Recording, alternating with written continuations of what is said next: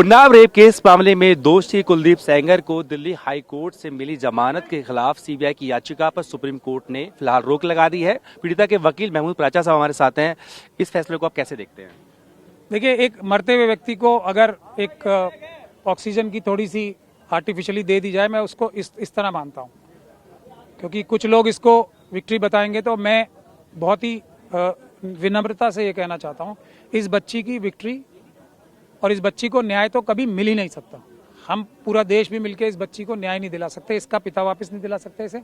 इसके जो दूसरे परिवार वाले इस कुलदीप सिंह सेंगर साहब और उनके गैंग के लोगों ने मरवा दिए, जो जिसे मैं एप्स्टीन गैंग कहता हूँ भारत का, वो हम वापस नहीं ला के दे सकते। इस बच्ची के जो पूरे शरीर में चोटें ही चोटें हैं, उसका शरीर हम वैसे वापस नहीं कर सकते जैसी थी। इसका जो गया, जो ये इतनी सी बच्ची थी जब, वो हम कभी वापस ला के नहीं दे सकते।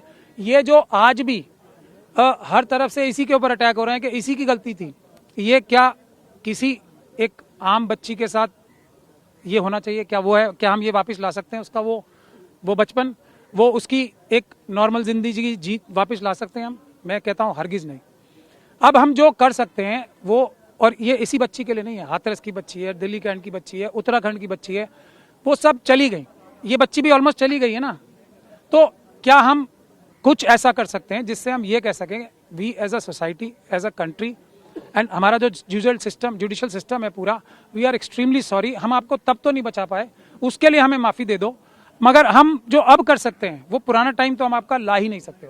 जो अब हम कर सकते हैं थोड़ा बहुत, वो हम पूरी ताकत लगा रहे हैं। क्या हम इस फैसले को और जो भी ऐसी बच्चियों के साथ हो रहा है उसके बारे में ये कह सकते हैं? नहीं, ये बुनियादी बात है। जब तक हम ये नहीं समझेंगे, अपनी मैं विक्ट्री बता सकता हूँ कि जी मैंने बहुत धुरंधर बहस की वहां पे अंदर जाके और मैंने ये कर दिया और वो कर दिया, वो सब बकवास है, कुछ नहीं है। वो मेरा इशू ही नहीं है ना, बिल्कुल मेरा इशू नहीं है और किसी का कोई इशू नहीं। प्रेयर्स क्या है? मेरी प्रेयर्स, अगर मुझे मौका मिलता, देखिए सीबीआई ने बहुत चालाकी से मुझे इस केस में बहस करने से रोक ही दिया एक तरीके से, और ये पूरी तरीके से सीबीआई की प्लानिंग थी जिसमें वो सफल रहे। पहली चीज तो उन्होंने, मैं पार्टी नहीं बनाया, पेटिशन भी उन्हीं की थी। पिटीशन भी उन्हीं की थी, हमसे बिना बात किए पिटीशन डाली। हमारी जो कंटेंट्स वहां पे आर्ग्यूमेंट थी, जिसके रिटर्न सबमिशन भी छोटे से हमने दे रखे थे, उसमें से भी कोई पॉइंट नहीं उठाया। एक पॉइंट नहीं, वो सब हम डालेंगे ना, मैं उसकी बात नहीं है, वो सब हम करेंगे। मगर क्या हुआ, मैं वो आपको बता रहा हूँ। आज भी इसको अपना पक्ष नहीं रखने दिया गया, इसके वकील को अपना पक्ष नहीं रखने दिया। ये सीबीआई क्या कर रही है, ये है बुनियादी बात।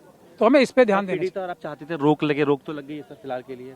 नहीं, हम ये नहीं चाहते थे कि सिर्फ रोक लगे, हम ये चाहते थे कि इस जजमेंट के वजह से जो सुओ मोटो कॉग्निजेंस ले रखी थी ना कोर्ट ने पहले सारी बच्चियों के लिए, जिनके साथ रेप और मर्डर वगैरह सब होते हैं, छोटी छोटी बच्चियों के साथ, वो सुओ मोटो कॉग्निजेंस अभी कुछ महीने पहले बंद कर दी गई थी। हम ये चाहते थे कि कम से कम अब जब इतना बड़ा अन्याय हो गया, इस जजमेंट को हम कितना क्रिटिसाइज कर रहे हैं, तो कम से कम अब तो माननीय उच्चतम न्यायालय जो है वो उस सुओ मोटो को अलाइव कर दे।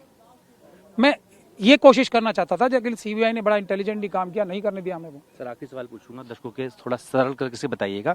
पूरा मामला इस पर टिका हुआ है कि पब्लिक सर्वेंट था या नहीं था। कोर्ट ने भी कहा सीबीआई की चाल है। मैं तो खुलेआम इसलिए बोल रहा हूँ ना, इसके अलावा इससे भी ज्यादा मजबूत पॉइंट्स थे ना जो हम रेज करते, वो जानबूझ के जैसे नीचे किया, जैसे ट्रायल में किया, पूरी बात ही नहीं रखने देंगे ना। अब जब थोड़ी बहुत अच्छी लीगल हेल्प है, ट्रायल कोर्ट ने तो माना था पब्लिक सर्वेंट, ट्रायल कोर्ट ने मांगा था पब्लिक सर्वेंट, लेकिन पब्लिक सर्वेंट के अलावा भी तो ये person in dominance and control and एक तरीके से फेथ रखने वाली जगह पे था ना ये।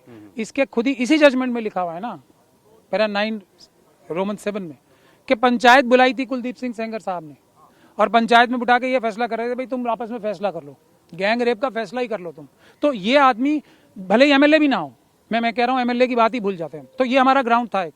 तो ये जो पंचायत बुला के ये कह सकता है कि तुम दोनों के साथ गैंग रेप हुआ, मैं ये कह रहा हूँ किस भी वजह से, हालांकि मैंने खुद ही ये करवाया है, पर अब भी मेरी ताकत है कि मैं तुम्हें बुलाऊं। अब मेरे सामने जिस बच्ची का गैंग रेप मैंने करवाया है, जिसका रेप मैंने किया है, उसका परिवार हाथ जोड़ के मेरे सामने नीचे बैठे और कहे मालिक हमें क्या करना है। ये भी अगर डोमिनेंस में नहीं है, एमएलए सब भूल जाइए, तो फिर क्या डोमिनेंस है? उसका अलग सेक्शन है पॉक्सो एक्ट में भी और 5F में और आईपीसी में भी, उसका अलग प्रोविजन ही है। उसके बारे में बहस ही नहीं हुई, सिर्फ एमएलए। अब उसके बारे में थोड़ा कॉन्फ्लिक्ट है जजमेंट्स का, जिसमें तो साफ तौर पर पीड़िता के जो वकील हैं वो ये कह रहे हैं ही याचिका क्योंकि जो है सीबीआई ने दाखिल की थी, तो ऐसे में सीबीआई को ही मौका मिला अपनी बात रखने का, उनको नहीं मिला। इस मामले में पक्षकार बनाने के लिए वो मांग करेंगे, लेकिन फिलहाल एक आंशिक राहत तो इसको जरूर मानते हैं। इस तरीके से दिल्ली हाईकोर्ट के फैसले पर सुप्रीम कोर्ट ने रोक लगाई। वीडियो सहयोगी चेतन शर्मा के साथ जितेंद्र भाटी, टीवी भारतवर्ष, दिल्ली।